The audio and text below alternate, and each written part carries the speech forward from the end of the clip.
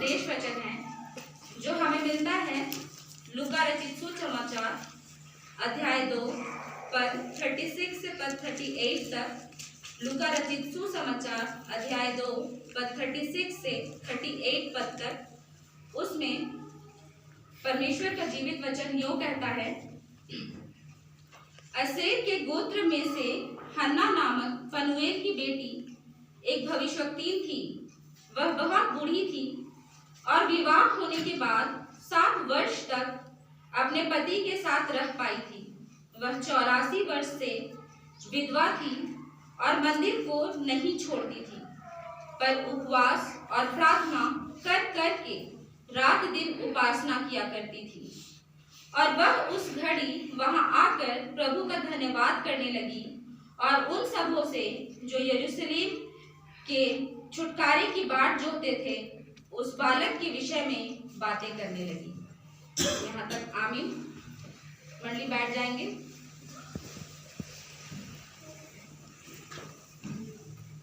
पहले तो मैं आप लोगों को धन्यवाद देना चाहती हूँ। आज के इस विशेष दिन में सचमुच में आप लोगों ने हम लोग का बहुत सुंदर स्वागत किया, इतना आदर सम्मान को दिया। सच में मैं पिता परमेश्वर को भी धन्यवाद करना चाहती हूँ कि आज आप लोगों के बीच में हम लोगों को लाभ पहुँचाया है। और आप लोगों को सबको महिला दिवस की बहुत बहुत शुभकामनाएं।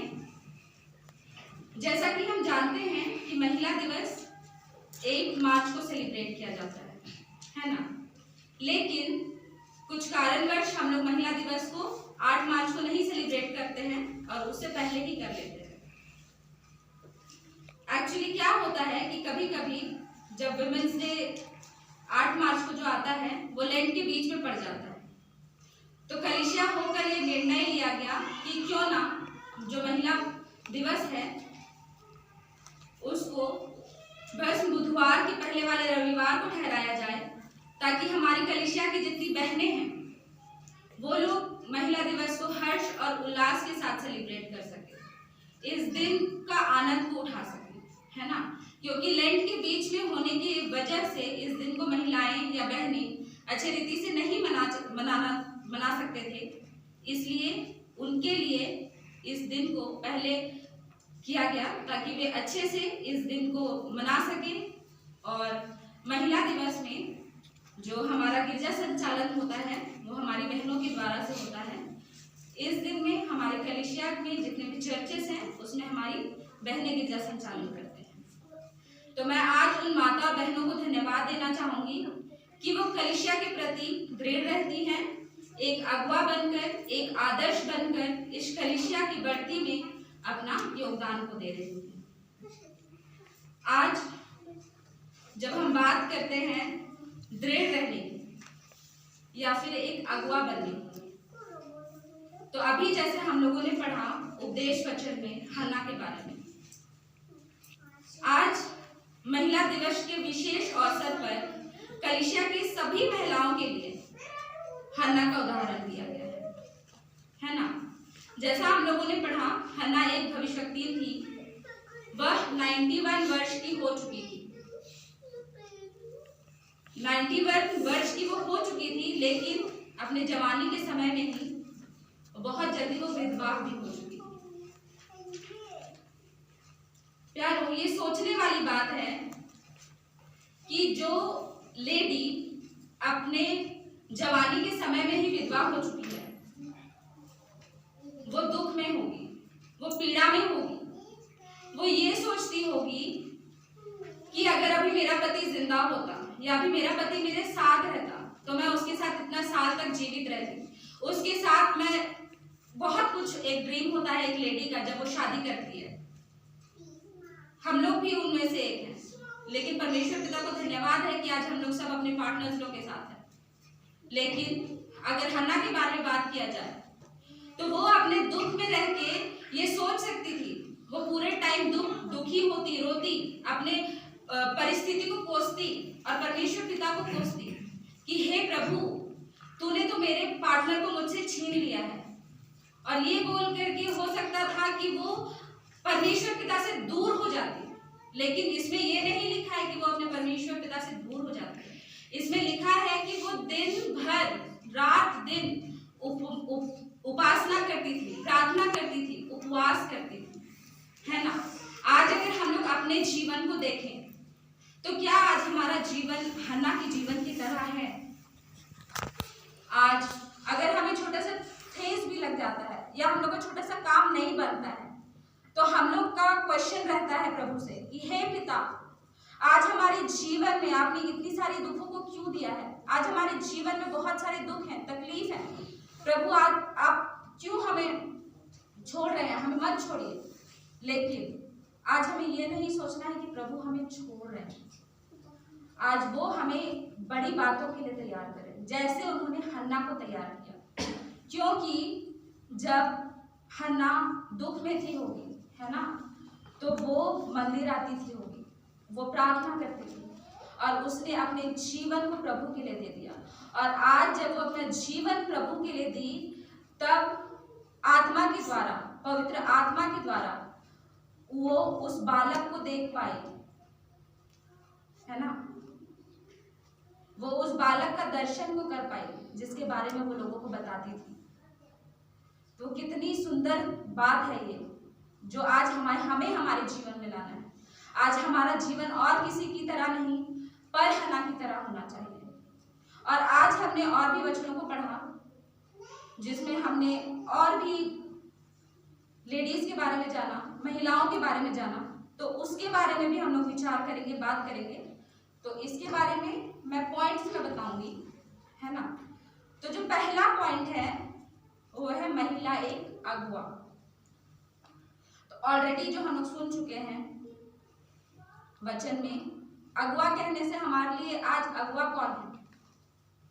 हन्ना एक अगुआ है, क्योंकि एक अगुआ को ही अधिकार होता है कि वो आराधनालय में जाके उपासना करे। वो दिन रात आज प्रभु के लिए अपना जीवन को देती है, वहां आराधनालय में जाती है और आराधनालय को वो कभी नहीं छोड़ती। इससे यह पता चलता है कि वह इस तरह प्रभु में लीन है और आराधनालय की अगुवाई करती है, और परमेश्वर ने उसको इसी वजह से एक भविष्यवक्ता ठहराया है। क्योंकि आज बिना उपासना के, बिना प्रार्थना के, बिना अपना जीवन समर्पित करके हम लोग परमेश्वर के करीब नहीं जा सकते। आज हम लोग जितना अपने जीवन में, अपने मन में, अपने दिल में, अपने मन को जब तक हम लोग मंदिर नहीं बनाएंगे तब तक हमें प्रभु नहीं चुन सकते। तो आज हन्ना ने अपने जीवन को दिया, आज उसने अपना मन को प्रभु के लिए अपना मंदिर बनाया, इसीलिए आज प्रभु ने उसको चुना एक भविष्यवक्ता के रूप में, है ना। आज जैसा मैं अभी आप लोगों को बता रही थी कि अवश्य हन्ना के जीवन में बहुत सारी रुकावटें आई होंगी और हमारे जीवन में भी वैसी बहुत सारी रुकावटें आती हैं, बाधाएं आती हैं, बट आज हमें दृढ़ रहना है, आज हमें विश्वास में रहना है, आज हमें परमेश्वर को छोड़ना नहीं है। फॉर एग्जाम्पल, आज मैं आप लोगों को एक बात बताऊंगी, ठीक है। जब एक कुम्हार मतलब पॉटर, है ना, जो पॉट बनाता है या बर्तन जो बनाता है, तो वो जब पॉट बनाता है तो वो कैसे बनाता है? उसका भी तो एक प्रोसेस होता है ना, हर चीज का एक प्रोसेस होता है, राइट। तो उसका भी एक प्रोसेस होता है। वो क्या करता है, वो मिट्टी को लेता है और मिट्टी को लेके उसको सानता है, उसको पीटता है, जब तक वो मतलब शेप में आने के लिए तैयार नहीं हो जाता है, उसको बड़े अच्छे से वो गूंदता है ना। उसके बाद जब उसको गूंदता है, गूंदने के बाद उसको चक्के में रखता है और चक्के में रखने के बाद उसको क्या करता है, शेप देता है, ठीक है। शेप देने के बाद क्या वो पूरा हो जाता है? नहीं होता है। बर्तन को पूरा होने के लिए उसका जलना जरूरी है, क्योंकि जब तक बर्तन जलेगा नहीं तब तक वो पूरा नहीं होगा। अगर बर्तन जलेगा नहीं तो वो क्या होगा, टूट जाएगा, बिखर जाएगा, है ना।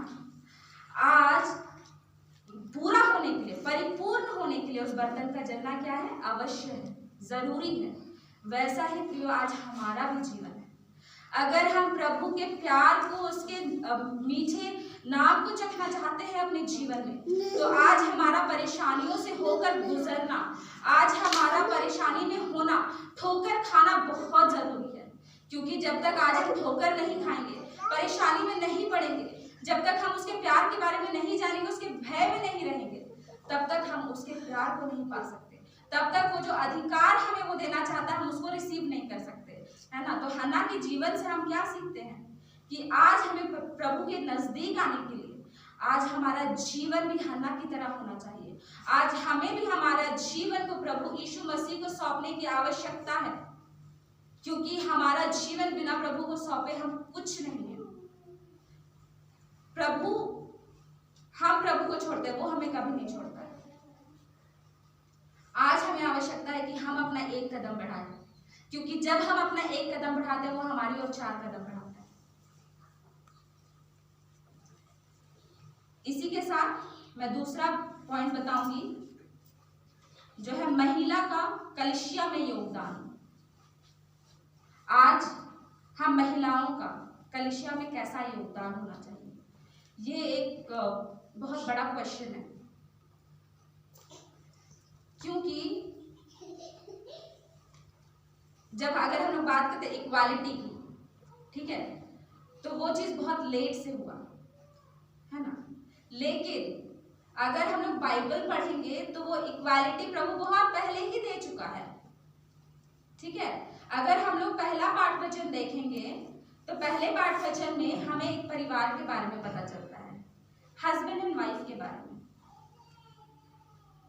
है ना। अक्विला और प्रिस्का दोनों हस्बैंड और वाइफ है, और दोनों को पौलुस धन्यवाद देता है, और धन्यवाद देते हुए वो लोग के बारे में कहता है। आज जब हम अक्विला और प्रिस्का के बारे में देखते हैं तो वे दोनों जो पति पत्नी थे, है ना, वो कुरिन्थियुस में सुसमाचार के निमित्त प्रभावशाली काम करते थे। वे पौलुस को वचन प्रचार के कार्य में सहायता करते थे, और आज वही सहायता करने के लिए पौलुस उनको धन्यवाद करता है। आज वो सिर्फ पौलुस की सहायता नहीं करते थे, आज वो जो है वो अपना घर भी आराधनालय के लिए दे दिए थे, ताकि उनका घर जो है वो आराधनालय में आराधना के लिए काम हो, आराधना के इस्तेमाल में आए।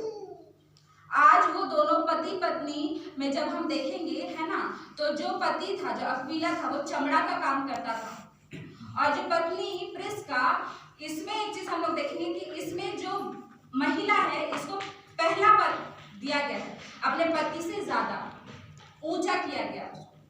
अगर आज हम देखेंगे अपने जीवन में, अपने सामाजिक जीवन में, तो आज पहले पति का नाम आता है, फिर पत्नी का नाम आता है। उसके बाद अगर हम देखेंगे तो आज पहले माता पिता का नाम आता है, फिर माता का नाम आता है ना। लेकिन यहाँ पहले प्राथमिकता दिया जा रहा है प्रिस्का को, ठीक है।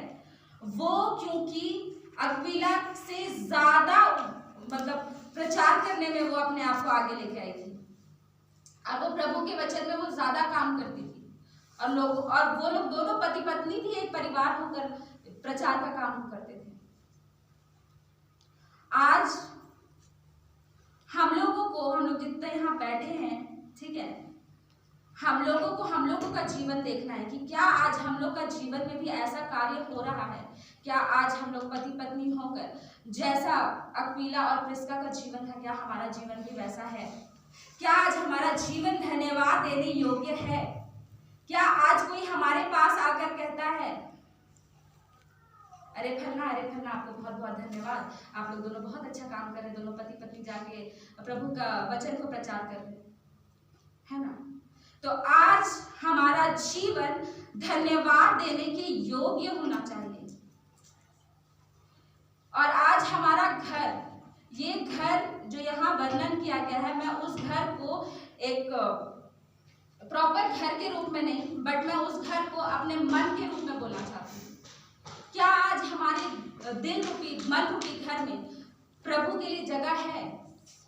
क्या आज हम प्रभु को बोलते हैं कि हे प्रभु आप आइए, मेरे दिल में वास कीजिए, मेरे घर में वास कीजिए, मेरा घर का जो हैंडल है वो आप अपने हाथ में ले लीजिए। आज हमारे जीवन में प्रभु को को प्राथमिकता देने की आवश्यकता है। आज अक्विला और प्रिस्का दोनों भरी कठिनाई में भी दोनों पति पत्नी प्रभु यीशु मसीह का वचन प्रचार करने के लिए डरे नहीं, थके नहीं, लेकिन बिना थके बिना डरे वो लोग दोनों पति पत्नी एक परिवार होकर प्रभु के वचन को बतलाते थे। उनके जीवन में भी तय है बहुत सारी कठिनाइयां आई, लेकिन अगर वो वचन प्रचार नहीं करते, अगर वो वचन के बारे में उस वक्त नहीं बताते, तो आज हमें उनके जीवन के बारे में यहाँ बाइबल में नहीं मिलता। आज वो लोग जो कार्य किए हैं वो हम तक नहीं पहुंचता। तो आज हमारा जीवन भी ऐसा एग्जाम्पल होना चाहिए कि जब हमारे आगे आने वाली पीढ़ी या फिर उससे आगे आने वाली पीढ़ी जब आए, तो जब वे हम लोग का नाम सुने, जब उनको बताया जाए कि हाँ तुम्हारे सो एंड सो ऐसा करते थे, वो लोग वचन प्रचार करते थे, वो लोग कभी परमेश्वर के काम के लिए पीछे नहीं हटे, वो लोग अपना जीवन प्रभु के लिए दे दिए। ये हमारे जीवन में आज करना बहुत आवश्यक है। आज अगर प्रभु हमारे निकट नहीं है या हम उसके खोजी नहीं है, तो हमारा जीवन व्यर्थ है। आज हमारा जीवन उस घास के नाई होना चाहिए जो झरने के किनारे होता है, क्योंकि झरने के किनारे होने की वजह से उस घास को लगातार पानी मिलता है, और पानी मिलने की वजह से वो क्या करता है, हरा भरा रहता है और लहराता रहता है हमेशा। अगर आज हम भी प्रभु के निकट में रहेंगे, तो आज उसके आशीष के द्वारा, उसके वचनों के द्वारा हमारा जीवन भी हरा भरा रहेगा, हमारा जीवन भी आशीषित रहेगा। तो ये हमारे जीवन में होना बहुत आवश्यक है। आज हम खुद डिसाइड कर लें कि हमें क्या चाहिए।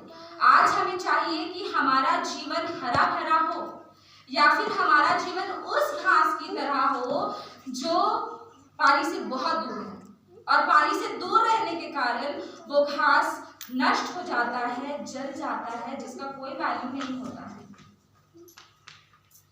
अगर हम चाहते हैं कि आज हमारा जीवन हरा भरा रहे, आज हमारा जीवन में एक खुशहाली रहे, आशीष रहे, तो आज हमें प्रभु के निकट रहने की आवश्यकता है। आज हमें हर समय उसके समीप आने की आवश्यकता है, क्योंकि ऐसा करने से ही हम भी एक परफेक्ट एग्जाम्पल बनेंगे। और जब हम इस कलीसिया के अंतर्गत में आते हैं, तो बहुत जरूरी है कि हम एक एग्जाम्पल बने, हमसे दूसरे लोग सीखें।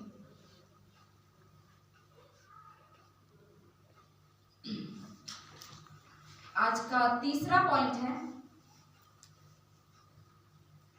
महिलाओं का परिवार के प्रति योगदान। आज हम लोग दूसरे पाठ वचन में भी सुने रूथ के बारे में। इस वचन में मतलब इसमें जाने से पहले मैं कुछ छोटा सा बात को बोलना चाहती हूँ। पहले हम लोग सिर्फ अन्य जातियों के परिवार में देखते थे कि लड़ाई झगड़ा बातचीत अच्छे से नहीं हो रहा है ना। लेकिन आज ये सब हम मसीही परिवार में बहुत कॉमन हो गया है। आज ये सारी बातें हमारे परिवार को तोड़ने वाली हो गई। इसीलिए आज हम महिलाओं का परिवार में क्या योगदान है वो जानना बहुत जरूरी है, क्योंकि आज महिलाओं का योगदान के द्वारा बहुत कुछ चेंज हो सकता है। मैं एक बात को बताना चाहूंगी। हमारे घर में, ठीक है, जब प्रार्थना करने का बारी आता है, मतलब हम लोग हर शाम को पारिवारिक प्रार्थना करते हैं, तो मेरी जो सासू माँ है तो वो अगुवाई करती है डेली। वो उनका मतलब काम है, वो डेली अगुवाई करेंगे कि हाँ चलो आओ बैठो प्रार्थना करते हैं। और जिस दिन वो अगुवाई नहीं करेंगे, जिस दिन वो नहीं बोलेंगे कि आओ चलो प्रार्थना करेंगे, उस दिन किसी कारणवश प्रार्थना होगा ही नहीं। ठीक है, तो आज वो अगुवाई करती हैं और उनका विश्वास के द्वारा हम लोग भी एक विश्वास में बैठते हैं, आते हैं और प्रार्थना करते हैं। तो वो चीज होना बहुत जरूरी है, ठीक है, क्योंकि आज हमारे ही विश्वास के द्वारा हमारा घराना क्या करेगा, उद्धार पाएगा। तो आइए हम लोग देखेंगे कि हमारे परिवार के प्रति योगदान क्या होना चाहिए।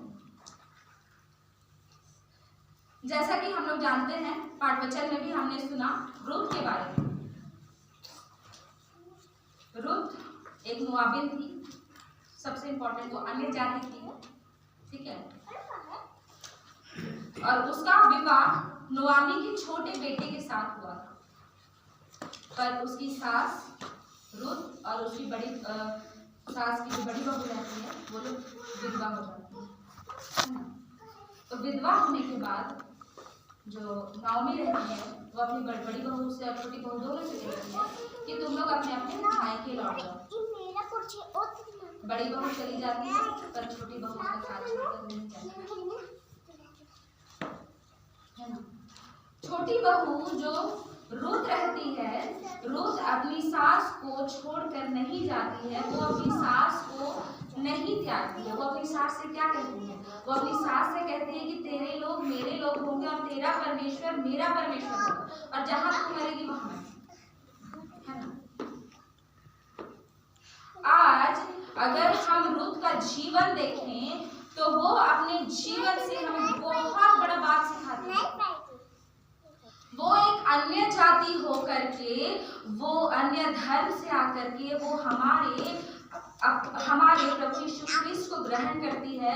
वो अपने पति के जो परमेश्वर होता है उसको ग्रहण करती है। वो अपने पति का जो धर्म होता है, परिवार होता है, घर होता है, उसको ग्रहण करती है, उसको त्यागती नहीं है, उसको छोड़ती नहीं है। अगर वो चाहती थी तो उनको छोड़ सकती थी, पर वो उनको नहीं छोड़ती, उनको नहीं त्यागती है ना। वो अपनी सास के प्रति समर्पित रहती है, वो अपना जीवन अपनी सास के लिए दे देती है। आज हमारा जीवन भी ऐसा ही होना चाहिए। आज हमारा जीवन ऐसा होना चाहिए क्योंकि आज हमें हमारे पूरे परिवार को लेकर के प्रभु यीशु मसीह के पास समर्पित होना चाहिए, समर्पित हो जाना चाहिए।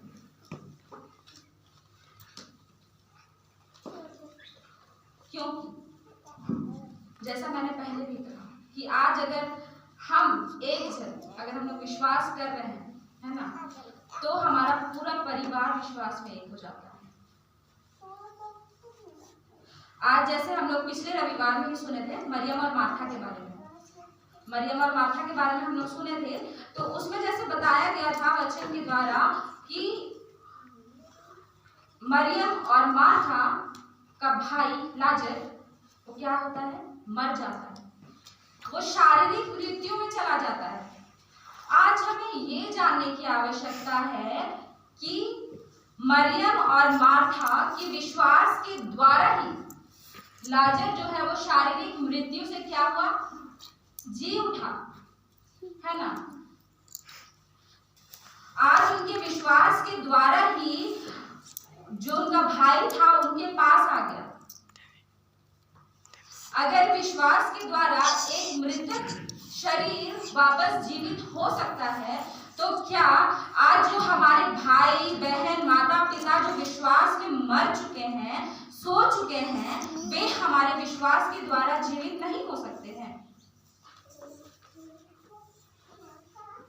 आज हमारा विश्वास करना इसलिए आवश्यक है ताकि हमारा परिवार उद्धार पाए और आज हमारा परिवार विश्वास में बढ़े और हमारे द्वारा से उनका जीवन भी आशीषित हो।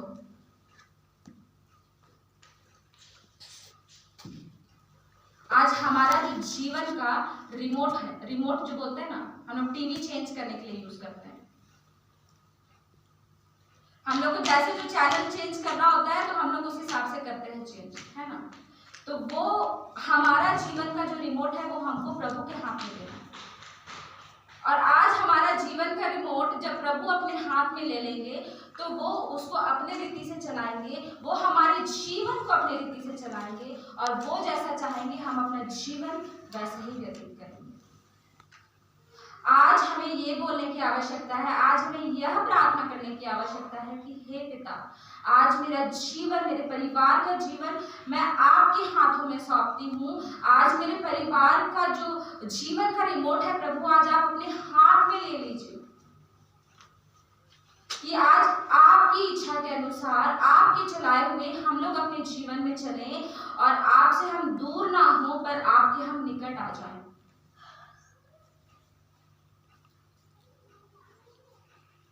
आज ये करना हमारे लिए आवश्यक है और हमें ये करना चाहिए, क्योंकि अगर हमारे जीवन का रिमोट किसी और के पास होगा तो हमारा जीवन जो है वो नष्ट हो जाएगा। और मुझे नहीं लगता कि हाँ, हम लोग जितने बैठे हम लोग ये चाहते हैं कि हमारा जीवन नष्ट हो जाए या बिखर जाए। हम लोग सबको एक आशीषित जीवन चाहते हैं, राइट? तो एक आशीषित जीवन के लिए हमारा जीवन जो है वो प्रभु के सामने समर्पित होना चाहिए और हमारा परिवार का जीवन जो है वो भी प्रभु के सामने समर्पित होना चाहिए। जैसा रुत का जीवन था वैसा ही जीवन होना चाहिए, जो अपने परिवार के लिए समर्पित रहती, जो अपने परिवार को नहीं त्यागती है, नहीं छोड़ती।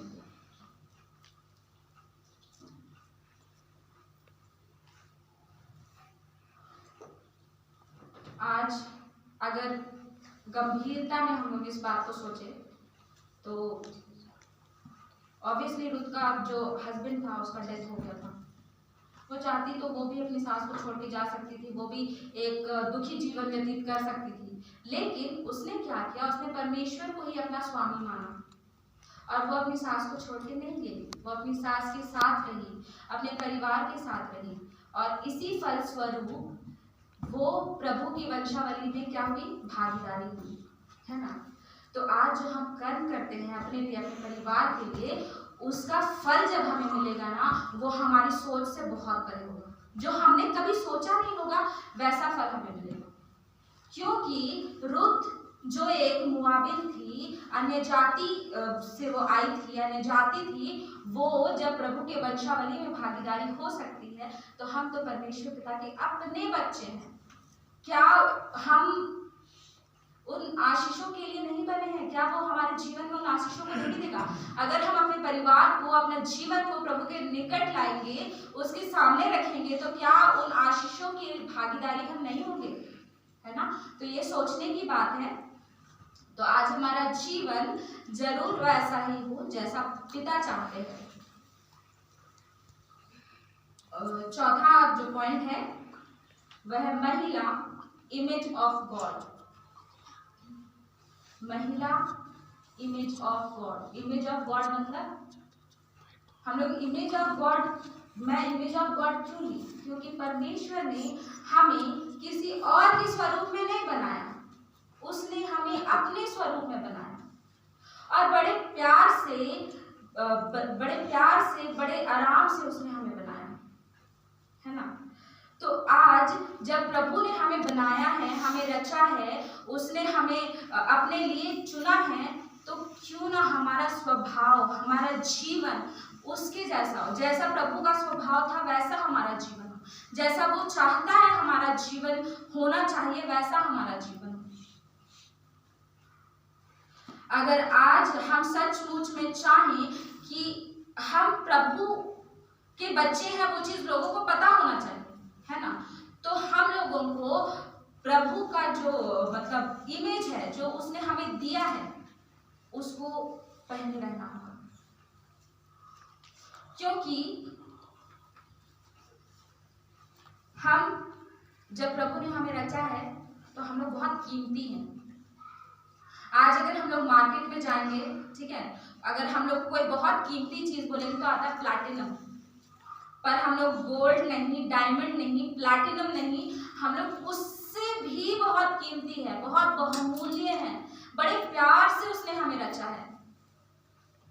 आज हम अपना जीवन व्यर्थ ना करें उन बुरी बातों में फंस कर, या जो प्रभु नहीं चाहता उन चीजों को करके, क्योंकि जब उसने रचा है तो हमारे जीवन में उसकी बहुत सारी ऐसी इच्छाएं हैं जो वो चाहता है कि हमारे द्वारा से पूरी हों, है ना? तो आज हम अपने जीवन को ऐसा बनाएं कि हम एक आदर्श कहलाएं और एक आदर्श का पात्र बने, ताकि हमारा जो जीवन है वो हमारे परिवार के लिए, सामाजिक लोगों के लिए, हर एक जन के लिए हमारा परिवार क्या बन जाए, एक आदर्श बन जाए। अगर हम तीनों वचनों में देखेंगे तो हम अलग अलग लेडीज के बारे में सुनते हैं, अलग अलग बातों को सुनते हैं, ठीक है। तो हमारा जीवन आज हन्ना के जीवन से, प्रिस्का के जीवन से, रुथ के जीवन से हम लोग को सीखना चाहिए और उसको सीख के अपने जीवन में इम्प्लाई करना चाहिए, ताकि हमारा जीवन भी उन्हीं के जैसा हो, जैसा उनका सामाजिक जीवन था, कलीसियाई जीवन था, जैसा वो अपने आप को बनाए थे, जैसा आदर्श वाला जीवन था उनका, वैसा ही जीवन आज हमारा भी जीवन होना चाहिए, ताकि ऐसे जीवन पाकर हम प्रभु यीशु के नजदीक आए और उसके आशीष को अपने जीवन में महसूस करके अपना जीवन को और फलदायी बनाए। आज अगर हमें किसी बात की दुख है, घटी है, कमी है, अगर हम सोच रहे हैं कि आज हमारे जीवन में बहुत सारी आशीषों की कमी है, तो ये सारी चीजों को लेकर हमें परेशान नहीं रहना, ये सारी चीजों को हमें इफेक्ट नहीं होने देना है, क्योंकि जब प्रभु ने हमें बनाया है तो वो हमारी आवश्यकताओं को जानता है और उन्हें पूरा करता है। तो ये अवश्य है कि वो जरूर हमारे जीवन में हर एक बात को पूरी करेगा जब हम अपना जीवन उसके लिए समर्पित कर दें। आज हम महिलाओं को अपने चर्च के प्रति, अपने परिवार के प्रति एक एग्जाम्पल बनना है, एक आदर्श एग्जाम्पल बनना है, ताकि आज हमारा जीवन देख के हमारे भाई बहन, माता पिता सब आशीषित हो। आइए आज ऐसा करने में प्रभु हमें सहायता करे और आज हमारा जीवन हर एक जन के लिए एक आशीष का कारण बने। परमेश्वर को धन्यवाद। आमीन।